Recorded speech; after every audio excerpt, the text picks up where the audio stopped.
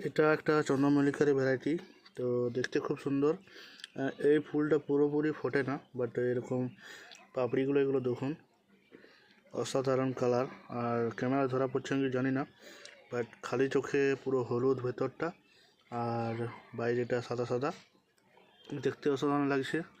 অনেক হয়েছে। আর পাশে পালং শাক, এই যে দেখতেই পাচ্ছেন পালং শাকটা অনেকটা হয়েছে। এগুলো আস্তে আস্তে তুলে তুলে আবার খেতে হবে। আর এখানে ডায়ান্থাস।